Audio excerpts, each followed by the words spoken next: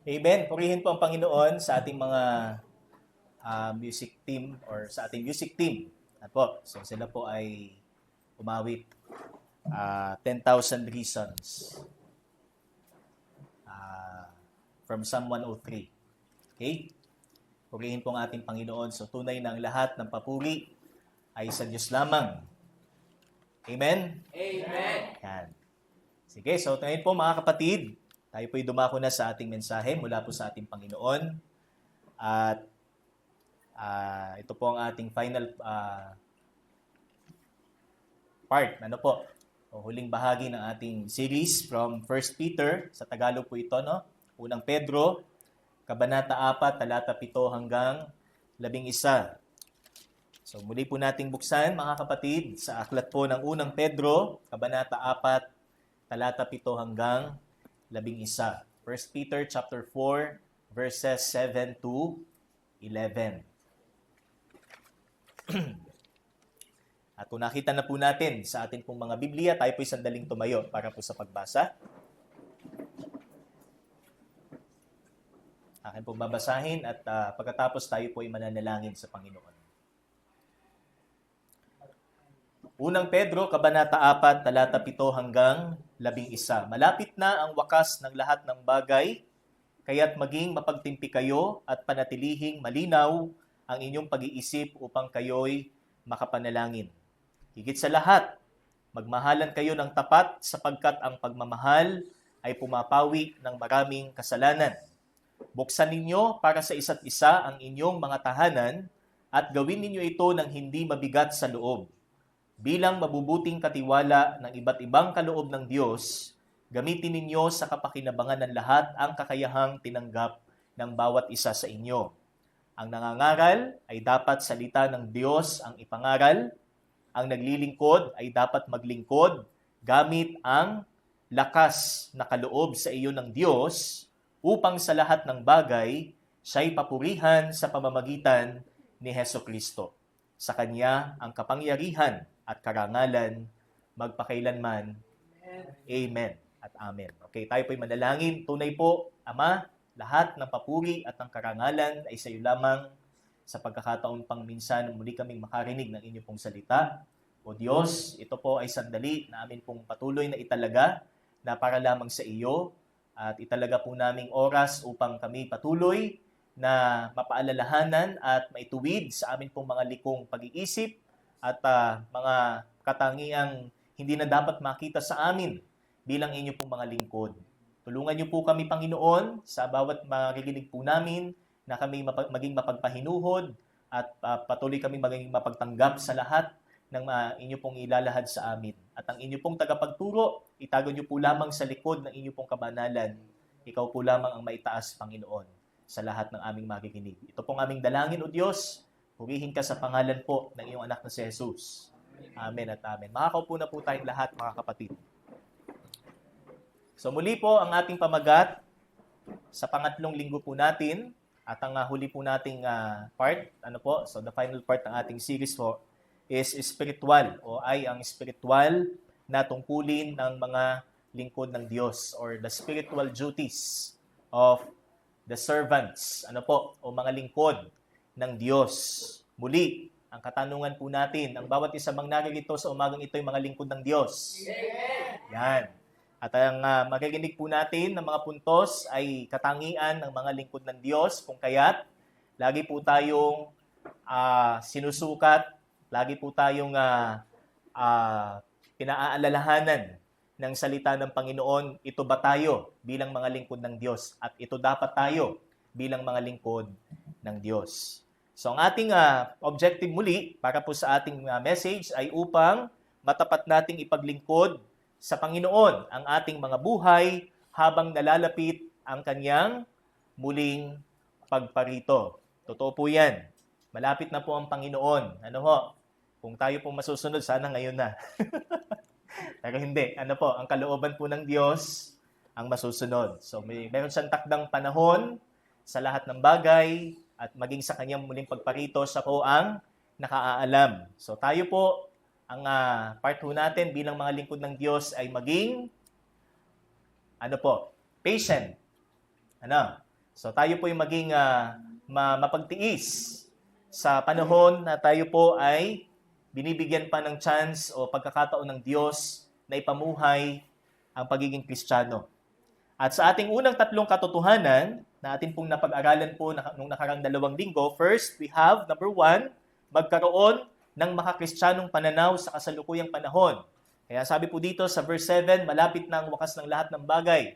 Hindi natin pwedeng basahin lang ito in a way na parang kagaya ho ng isang tao na mapaniwalain na malapit na ang mundo, matapos ang mundo, malapit na magunaw ang mundo. So hindi po. Ang ibig sabihin nito, kinakailangan tingnan natin ang mundo sa pananaw bilang isang mananampalataya. Ano po? So at tingnan po natin ang pagtakbo ng panahon ayon po sa pananaw na taglay po ng isang Kristiyano. Kaya ang sabi po dito is this is a consummated process with a resulting nearness.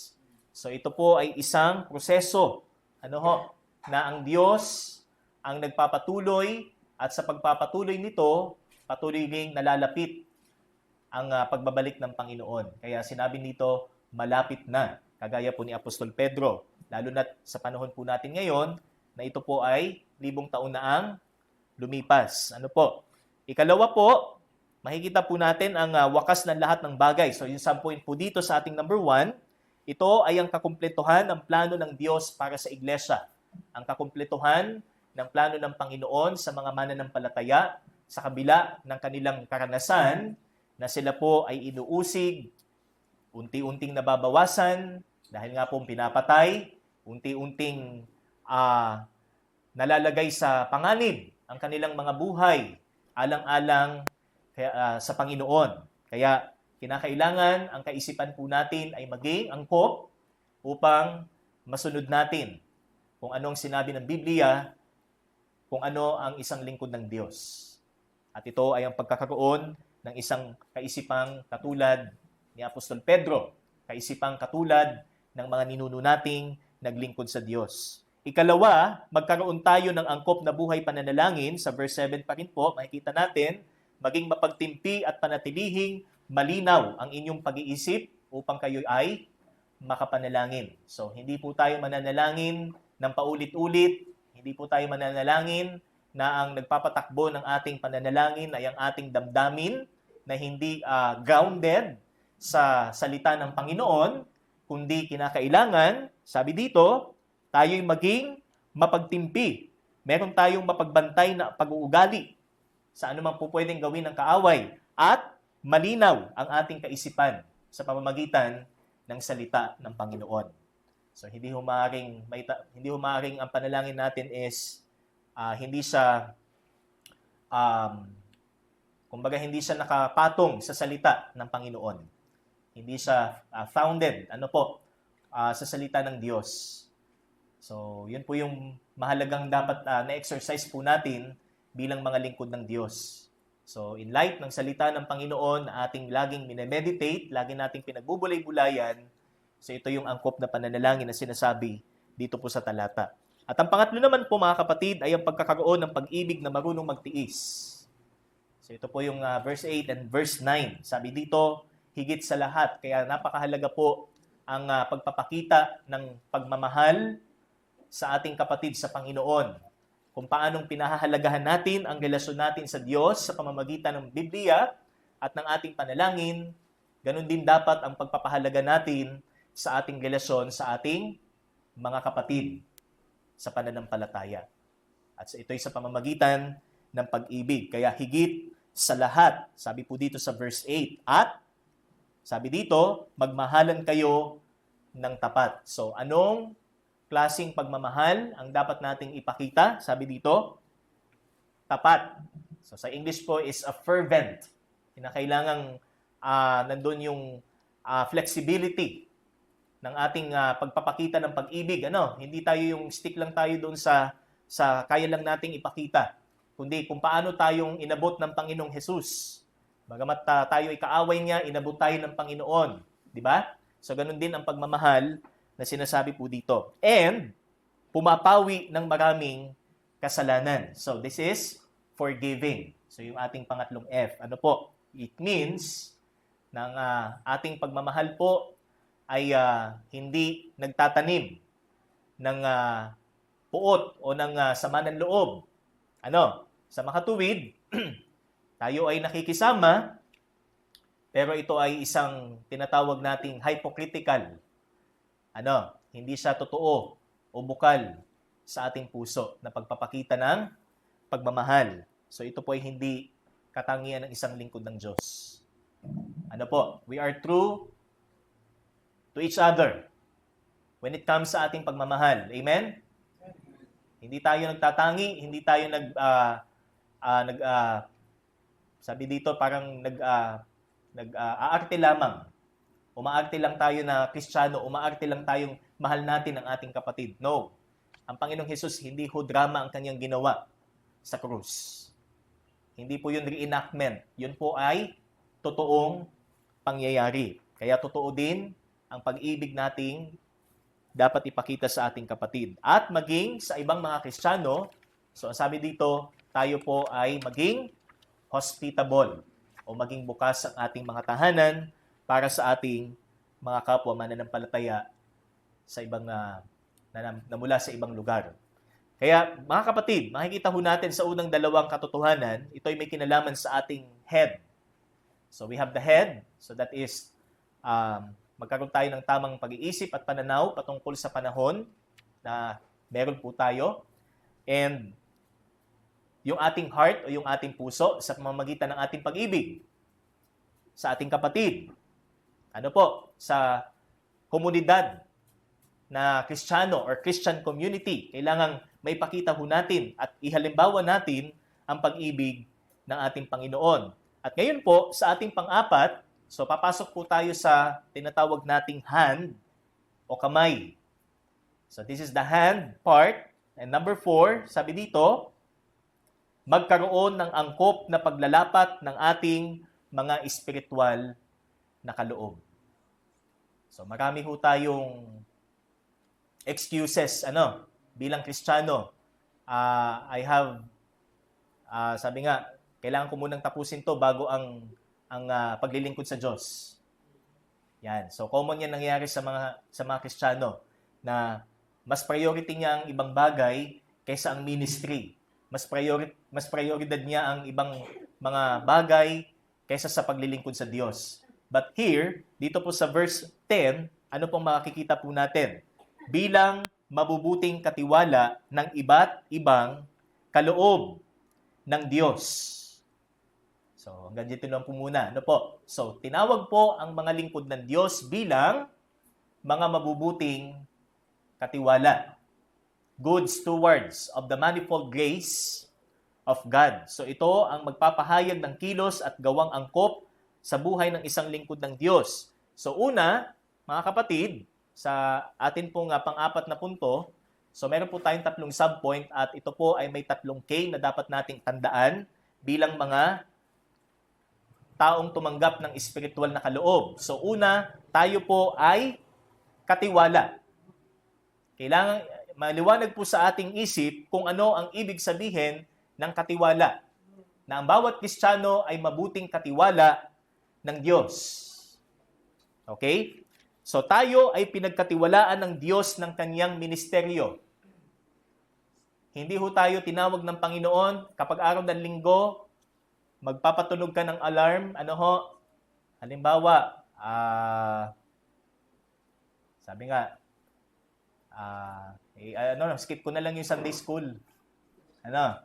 So sa worship na lang ako attend. So parang tayo nasusunod kung anong oras tayo dapat pupunta sa church. Or halimbawa, yung mga common na nangyayari ho sa atin kapag araw ng linggo na hindi natin ibinibigay yung ating 100% para sa Panginoon. Pero yan ba ay katangian ng isang lingkod? At yan ba ay katangian ng isang katiwala? Remember na kung ikaw ay Kristiyano, ikaw ay pinagkatiwalaan ng Diyos ng kanyang ministry. At ikaw ay part ng ministry. Hindi ho tayo parang spectator o tayo ay ornament o palamuti o tayo ay pandagdag lamang sa attendance ng church. Kung tayo nakakilala sa Panginoon, automatically tayo po ay bahagi ng ministeryo ng Panginoon. At ang ministeryo para sa isang Kristiyano ay buhay. Amen? Amen. Hindi po ito isang, halimbawa, parang schedule mo lang sa araw ng linggo. Alas 7 hanggang alas 12 sa church. Alas 12 hanggang gabi. O, saan na tayo? Tapos linggo or Lunes hanggang Sabado, saan tayo? So parang naka-schedule lang yung ating oras para sa Diyos, pero hindi natin priority o hindi natin tinitake bilang ito talaga yung buhay natin, yung ministry. So ito yung sinabi po ni Apostol Pedro, mga kapatid, tayo ay mga mabubuting katiwala. At hindi lang basta katiwala, kundi mabuti. Okay? Ang ministeryo ay hindi lamang isang tungkulin, kundi buhay. Yan po ang pakatandaan po natin. Hindi po ibig sabihin na hindi ministry ang kung anumang malit na bagay na ginagawa po natin sa iglesia. Ministeryo din po yan. Okay? Kagaya po ng ating mga programa para abutin ang mga kabataan, ang mga may edad. So lahat po yan ay ministry. Lahat ng aktibidad na ginagawa po natin sa church, kahit paghuhugas ng pinggan, ministry. Paglilinis ng mga equipment ng church, ministry. Pagtatanggal ng agiw, pag naglilinis, ministry. Okay? Kaya huwag tayong magreklamo pag tayo na-assign na cleaner. Amen? Ano po? Dahil yan ay ministry. Kung ikaw ay Kristiyano, bahagi ka. Ano po? Sa unang Korinto, chapter 4, tingnan po natin sa unang Korinto. Ano po? 1 Corinthians chapter 4, verse 1 to 5. Sinabi po rito ni Apostol Pablo kung ano po ang katangian ng isang katiwala ng Panginoon. Okay. Unang Korinto, Kabanata 4, talata 1 hanggang 5. Sabi po dito, dapat ninyong kilalanin na kami, mga lingkod ni Kristo, at katiwala ng mga hiwaga ng Diyos. So, ang sabi po ni Apostol Pablo, we are stewards of the mysteries of God, at ang katiwala'y kailangang maging tapat sa Kanyang Panginoon. So, ano yung katangian ng katiwala? Sabi dito, tapat, faithful. So, hindi po ibig sabihin na ang pagiging katiwala is just ikaw ay by position, tumatanggap ka bilang bayad sa iyong performance, bilang sukli sa iyong exercise, yung iyong trabaho. But sabi dito, tapat, faithful. Pag sinabing faithful, talagang mahirap. Pagdating sa paglilingkod, hindi natin ma-assure na lahat ng panahon tayo ay tapat. Most of the time, hindi tayo tapat. Amen? But ang sabi po ni Apostol Pablo, ang katiwalay kailangan maging tapat sa kanyang Panginoon. Walang anuman sa akin kung ako'y hatulan ninyo o ng alinmang hukuman ng tao, ako man ay hindi humahatol sa aking sarili. Malinis ang aking budhi, subalit hindi yon katibayan na ako'y walang kasalanan. Ang Panginoon ang humahatol sa akin, kaya't huwag kayong humatol nang wala pa sa panahon. Maghintay kayo sa pagdating ng Panginoon. Siya ang maglalantad ng mga bagay na ngayon natatago sa kadiliman at maghahayag ng mga lihim na hangarin ng bawat isa. Sa panahong iyon, bawat isa'y bibigyan ng Diyos ng angkop na parangal. So ito po ang sinabi ni Apostol Pablo, paano maging isang katiwala ng lahat ng mga kaloob na ibinigay sa Kanya. Tapat. So kinakailangan tapat nating may exercise, magamit lahat ng mga kaloob na ipinagkatiwala sa atin. Okay? So it doesn't mean na ang ipinagkatiwala ng Panginoon sa atin is just the things na nakikita natin sa ating bahay panambahan, kundi ang specific ko dito, more specific, is the spiritual gifts o yung mga kaloob na espiritual na sumunod pong binanggit ni Apostol Pedro. Okay? Kaya dun sa ating pangalawang K, so first is katiwala. Tayo ay katiwala. Number 2, kaloob. Ibig sabihin, tayo ay may kaloob. Ano po? At ang pagkakaroon ng kaloob, ang magtulak sa atin na magalak sa lahat ng ito. Kaya magalak tayo sa ating mga kaloob na espiritual. Ikagalak natin, hindi lamang ang kaligtasan, kundi mas higit nating ikagalak ang kaligtasan dahil kaakibat ng ating kaligtasan ay ang mga kaloob na magagamit natin sa paglilingkod sa Kanya. Kaya huwag nating sasabihin, hindi ako magaling dyan. Sa part na yan, kung hindi mo susubukan, hindi mo malalaman. Kung hindi mo itatry na participate sa ministry na ito, hindi mo malalaman na meron ka palang kaloob na ibinigay sa iyo ang Panginoon at magagamit mo pala sa darating na panahon. Yan yung minsang, hindi minsan, ito yung kadalasan na pumipigil sa atin para tayo ay mag-mature sa pananampalataya. We always pray to God for spiritual maturity. Pero kung tayo mismo ang pumipigil sa ating lumago, kung ayaw nating mag-participate sa ministry, hindi ho ang Diyos sa may problema. Diba? Kaya sabi dito, ikagalak natin at may pananabik nating ipamuhay o gamitin ang mga kaloob na ito. Okay? So, bawat Kristiyano ay may taglay na spiritual na kaloob. Tayo ay maaaring nagtataglay ng mga kakayahang di natin mawari sapagkat ito ay mula sa Espiritu. Again, bakit ito tinawag na spiritual gift? It doesn't mean kaya siya spiritual gift, it's because of the nature of the gift, but kung sino po ang pinanggalingan ng kaloob. Okay? And that is the Holy Spirit, ang Santong Espiritu.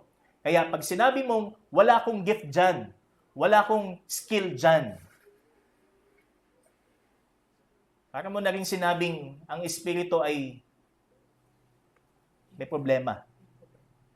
Impotensya na ibigay ang kaloob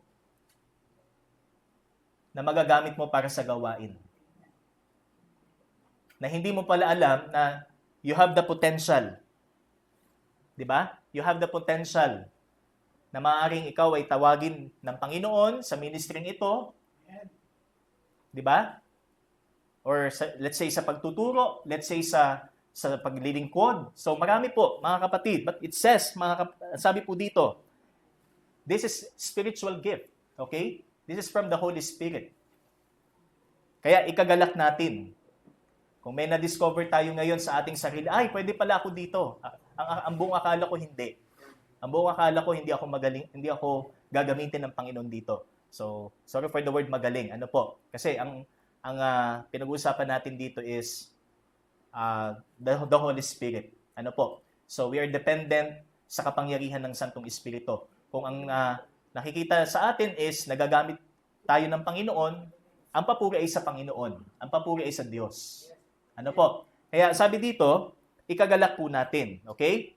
So, ito ay mula sa Espiritu Santo.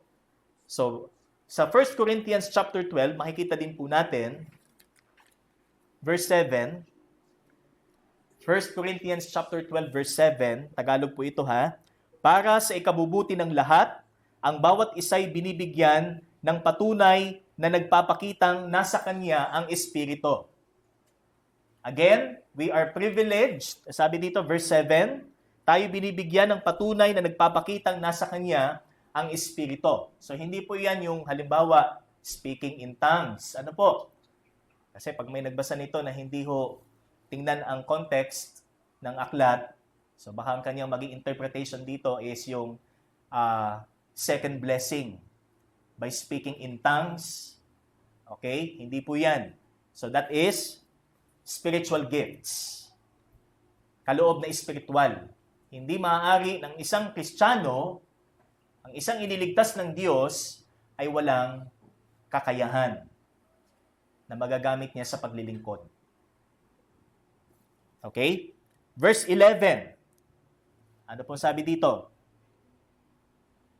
Ngunit, isang espiritu lamang ang gumagawa ng lahat ng ito at namamahagi ng iba't ibang kaloob sa bawat isa ayon sa kanyang ipinasya. So, dependent sa Holy Spirit. Ano po? So, ibig sabihin, galing sa Santong Espiritu, and kapag ginagawa ho natin ito, kapag ginagamit ho natin ang lahat ng ating mga kaloob, so we depend. Ano po? Doon sa kakayanang ibinigay po sa atin. Hindi po tayo kumikilos ng atin. Di ba? Kaya, ikagalak natin na meron tayong kaloob. Hindi lamang isa. Ano po, ang kaloob na meron po tayo. Buong akala natin, ang kaligtasan is yun lamang. Ang kaligtasan po may kasamang, kumbaga sa di ba, sa mga promos, meron tayong tinatawag na freebies. Ano po? Yan. So, pagka bumili ka, let's say sa load, so meron mga freebies yan. So, alam niyo po, ang salvation, ganun din po. Hindi lang tayo naligtas sa biyaya at habag ng Panginoon, may kasama pa hong spiritual gift. At lahat ng spiritual gift, purpose po ng Diyos na magamit po natin. Hindi ho yan maitago lang natin at nahihiya po tayo. Amen? Kaya magalak po tayo na maging instrumento ng Diyos at huwag tayong matakot. Huwag tayong matakot na mapahiya dahil ang dinadala po natin ay ang pangalan ng Panginoon. Okay?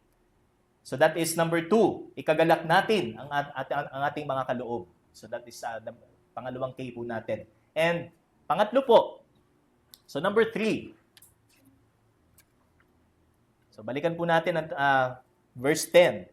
Bilang mabubuting katiwala ng iba't ibang kaloob ng Diyos, kaya po yung ating pangalawang sabi dito is kaloob because we have the different. So bawat isa ay may kanya-kanyang kaloob. Meron tayong iba't ibang kaloob. So hindi ho lahat dito may kaloob lamang sa pagsasalita. Hindi ho lahat na nakaupo dito merong kaloob lamang na magturo. Sino magpapaturo? Di ba? So ibig sabihin, meron po tayong kanya-kanyang spiritual gift. Magkakaiba at pag pinagsama-sama, ay purihin po ang Panginoon. Ano po? And number 3, maging aktibo sa paggamit ng mga spiritual na kaloob. So that is, on the second part of verse 10, kapakinabangan. So para sa kapakinabangan ng bawat isa sa inyo. Ano po ang implikasyon pag sinabing kapakinabangan ng lahat? Hindi lang kapakinabangan ng mga taong kasama natin sa church o kapakinabangan ng mga taong pagmiministeryuhan natin kung sila hindi pa nakakilala sa Panginoon, ito rin ay para sa ating kapakinabangan. Mga kapatid, kung gusto nating umunlad, kung gusto nating mag-progress sa ating paglilingkod sa Diyos, gamitin natin. At huwag itago. Maganda na yung gamit kasi hindi. Di ba? Kasi kung hindi mo gamit, paano pag dumating ng Panginoon? Sayang yung opportunity. Ano po?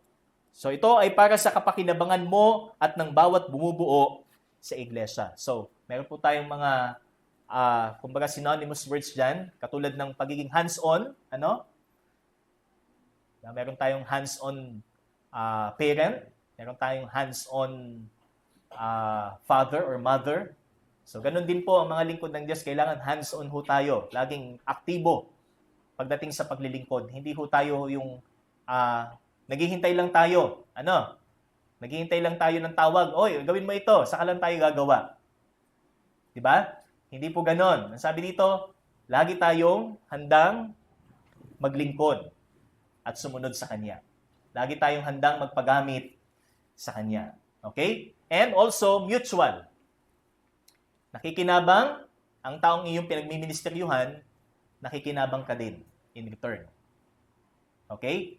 So yun po ang kahalagahan ng paggamit ng ating mga spiritual na kaloob. So, balik po tayo sa 1 Corinthians. Ano po? Chapter 12. Patungkol sa kapakinabangan ng lahat kung paano natin gawin o gamitin ang ating mga spiritual na kaloob. So, wag po sanang, kung tayo po ay isang mananampalataya, tingnan natin ang sarili nating hindi masyadong mahalaga. Kumpara sa ibang mga taong mas maraming nagagawa o mas malaki ang part sa ministry. No, hindi po yun. Mali po yun. Kahit hindi ho tayo masyadong nakikita, pero naglilingkod tayo sa Panginoon, mahalaga po tayo. Okay? So, ang sabi po dito sa 1 Corinthians 12:14, okay, ang katawan ay binubuo ng maraming bahagi at hindi ng iisang bahagi lamang. So, this is the church. Kung paano ang katawan ng tao ay maraming sistema, maraming organs, may kanya-kanyang function, may kanya-kanyang role sa katawan, the same as the church. Ganyan din po ang iglesia na binubuo ng iba't ibang Kristiyano. Kung sasabihin ng paa, hindi ako kamay, kaya't hindi ako bahagi ng katawan. Hindi na nga ba ito bahagi ng katawan? Kung sasabihin ng tenga, hindi ako mata, kaya't hindi ako bahagi ng katawan. Hindi na nga ba ito bahagi ng katawan? Kung puro mata lamang ang buong katawan, paano ito makakakinig? Kung puro tenga lamang ang buong katawan, paano ito makakaamoy? Subalit iniligay ng Diyos ang bawat bahagi ng katawan ayon sa kanyang kalooban. Kung ang lahat ng bahagi ay pare-pareho, hindi yan maituturing na katawan. Kaya hindi tayo lahat mata, hindi tayo lahat ay bibig, hindi tayo lahat ay ilong, tayo magkakaiba. Pero tayo isa. Amen? Mga kapatid. So magkakaiba ho ang bahagi natin sa iglesia, sa ministry, pero tayo isang katawan. At tayo nabibilang sa ating Panginoong Hesus na siyang ulo. Okay? Kaya't huwag nating sabihin hindi mahalaga ang paa. Kung hindi siya nagpa-function ayon sa function ng iba, ang bawat isa po sa atin ay mahalaga. So, yan sabi po dito sa verse 27 or okay. Ituloy ko po ang pagbasa. Ano po? Sabi dito, hindi rin naman masasabi ng mata sa kamay, hindi kita kailangan, ni ng ulo sa mga paa, hindi ko kayo kailangan. Sa katunayan, ang mga bahaging parang mahihina, ang siya pangang kailangan. Kung andun pa daw yung hindi nakikita, which means ito yung tinatawag nating gulugod. Ito yung nagsisilbing gulugod ng ministry. Yan, hindi ho tatayo ang church kung wala po ito. 'Di ba? Hindi lang po ito kung sino yung nakikita nyo na nasa unahan, okay? Hindi po yan ang kabuuan ng ministry. May mga taong nasa likod po niyan na ginagamit po ang Panginoon. Okay? At ang mga bahagi ng katawan na inaakala nating hindi gaanong kapuri-puri ay pinag-uukulan ng higit na pagpapahalaga. Ang mga bahaging hindi likas na maganda ang siya nating higit na pinahahalagahan. Hindi na ito kailangan gawin sa mga bahaging sadyang maganda, ngunit nang isaayos ng Diyos ang katawan, binigyan niya ng higit na karangalan ang mga bahaging hindi gaanong marangal upang hindi magkaroon ng pagkakabahabahagi sa halip ay magmalasakit ang bawat bahagi sa isa't isa. Kung nasasaktan ang isang bahagi, nasasaktan ang lahat. Kung pinaparangalan ang isang bahagi, nagagalak ang lahat. That is the church. Kaya walang mataas at mababa sa atin. Ang mataas ho sa atin ay ang Panginoon. Kung meron man mag-excel ho sa atin, ayon sa kanyang spiritual na kaloob, ang kapurihan ay sa Diyos, hindi dun sa tao. Sapagkat ginagawa natin lahat ito para sa Kanya. Hindi para sa approval ng bawat isa. Kaya sa verse 27, kayong ang lahat, ang iisang katawan ni Kristo, at bawat isa sa inyo ay bahagi nito. Kaya ito ang maging pag-iisip natin, kung ang hangad ho natin ay umunlad sa ating espiritual na buhay, tayo'y maging instrumento ng Diyos para sa pakinabang ng lahat. Hindi lang para sa ating sarili. Kaya hindi tayo nilikha ng Diyos na mag-isa lamang. Hindi ho totoo ng isang Kristiyano lalago na hindi siya dumadalo sa church. At wala siyang church na kinabibilangan. Kailangan niya ng katawan. At siya'y bahagi ng katawan. Okay? Kaya ito po ang ating maging pag-iisip at maging kilos ayon sa kaisipan ng lingkod ng Diyos. May kaloob, at dahil may kaloob, gamitin sapagkat tayo'y katiwala. Okay? Romans 12:3-8. Ano po? So isa din po yan sa ating cross-reference. So meron tayong tinatawag na varieties of gifts but we have the same Spirit. Iisa ang ating espiritu. Isang espiritong pinagmulan ng ating mga kaloob. At ang hangad ng espiritong ito, gamitin natin ang lahat ng ating mga kaloob. Okay? Kaya ngayon, nailalapat mo ba ng may katapatan ng iyong pagkatawag bilang katiwala ng Panginoon ng lahat ng kanyang mga kaloob? Nailalapat ba natin ng tapat ang mga kaloob na ipinagkaloob sa atin bilang kanyang mga katiwala? So ito yung pinaka-tanong po natin ngayon. It's a matter of being a faithful steward or not. Ikaw ba isang tapat na katiwala o ikaw ay isang takot na katiwala? Kasi yan ang pinakamalaking barrier para hindi tayo maging tapat. Fear. Takot tayo sa maraming bagay. Takot tayong ma-identify. Di ba? Kung matatandaan po natin ang talinghaga ng Panginoong Hesus about the tatlong alipin sa Matthew chapter 25. Tingnan po natin.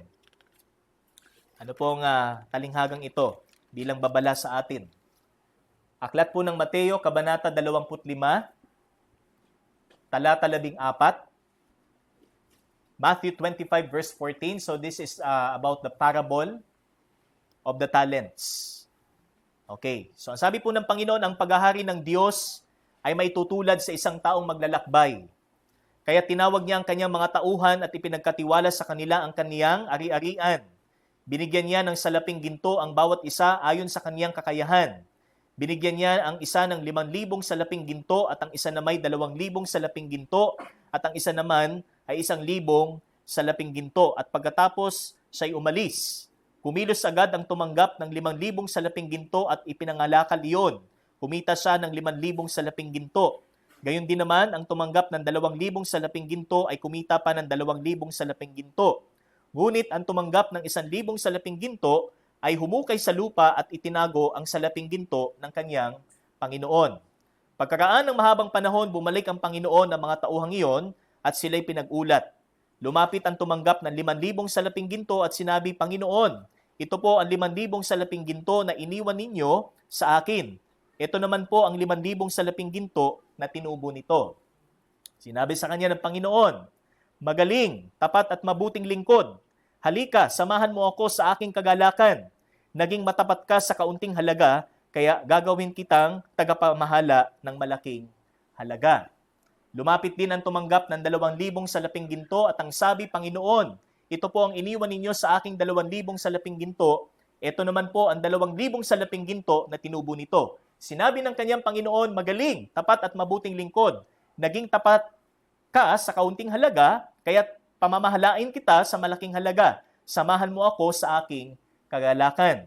Lumapit naman ang tumanggap ng 1,000 salaping ginto at sinabi, alam ko pong kayo'y mahigpit at pinipitas ninyo ang bunga nang hindi ninyo itinanim at inaani ninyo ang hindi ninyo inihasik. Natakot po ako. Kaya't ibinaon ko sa lupa ang inyong salaping ginto. Ito na po ang inyong salapi. Ano po ang sabi ng Panginoon? Masama at tamad na lingkod.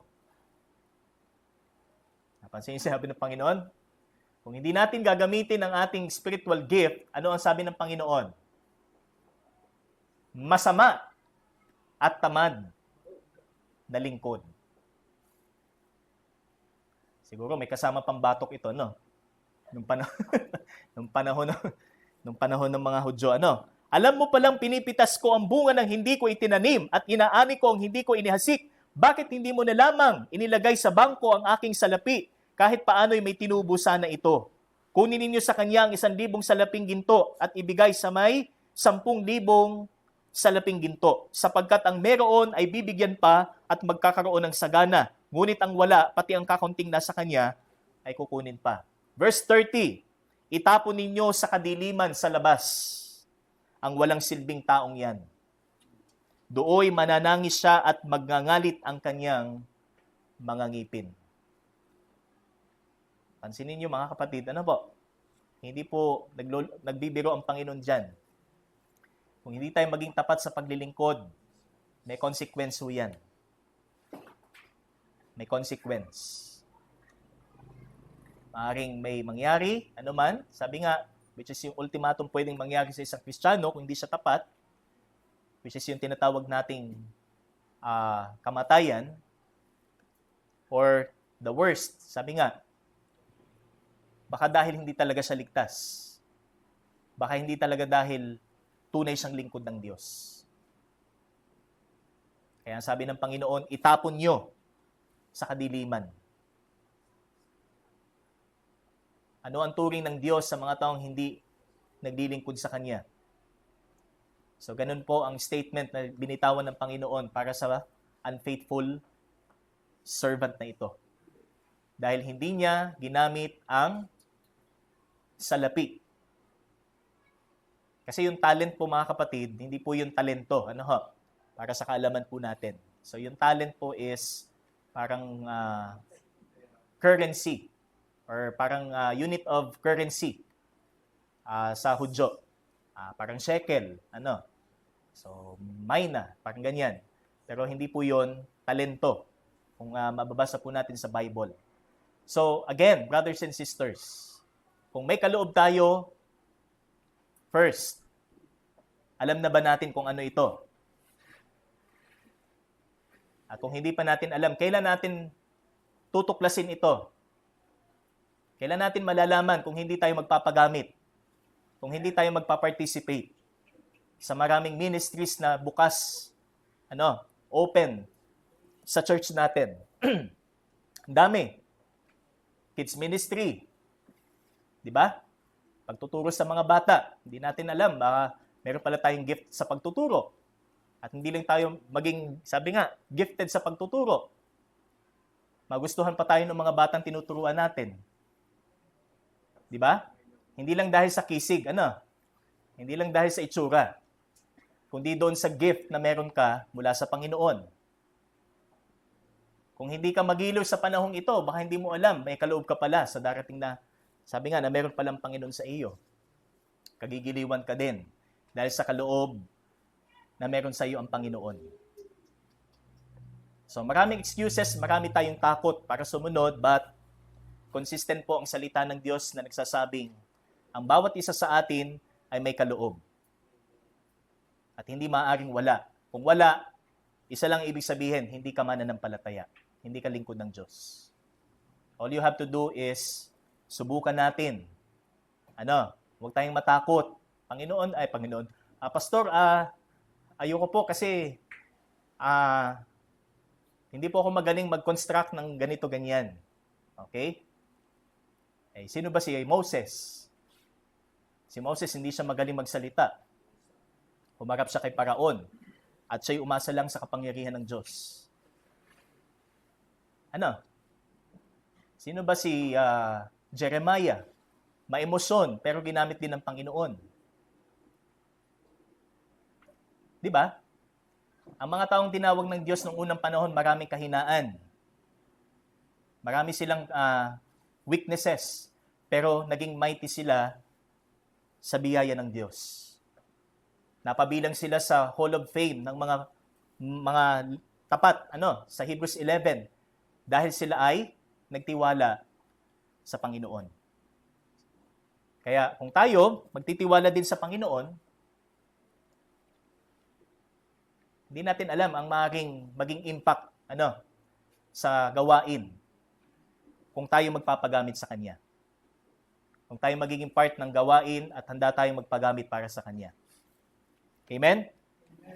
So again, spiritual gifts, lahat po yan ay taglay natin, tuklasin natin, gamitin po natin. Huwag tayong mahiyang paggamit, para sa kapakinabangan ng bawat isa. And number 5, so ang ating huling punto sabi dito, magkaroon tayo ng tamang mithiin para sa mga tungkuling espiritual. Bakit natin ginagawa? Bakit natin ginagamit ang mga espiritual na kaloob? Ano po ang purpose dapat ng isang Kristiyano? Kaya hindi lang yung tinatawag nating head, heart, hand. So meron din tayong tinatawag na hope. Okay? Ano yung ating tinatanaw habang ginagawa natin lahat ito? So sabi dito sa verse 11, second part po ng verse 11, upang sa lahat ng bagay siya'y papurihan sa pamamagitan ni Hesukristo. Gawin natin ang lahat para sa kapurihan ng ating Panginoon. Kagaya ng sinabi po sa unang Korinto 10:31, whether you eat or drink or whatever you do, do it all for the glory of God.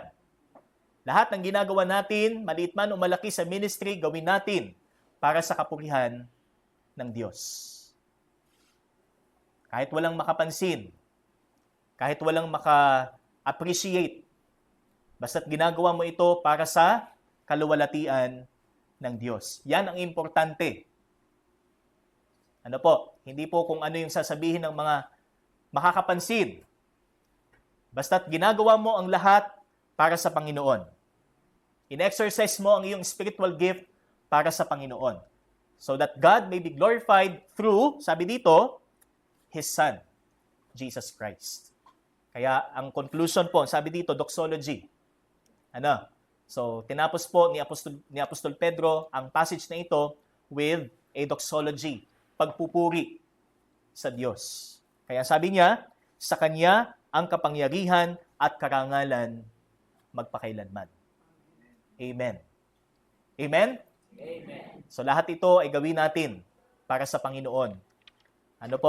Tayo maging instrumento, huwag tayong maging nasa spotlight na gusto natin, attention lahat sa atin.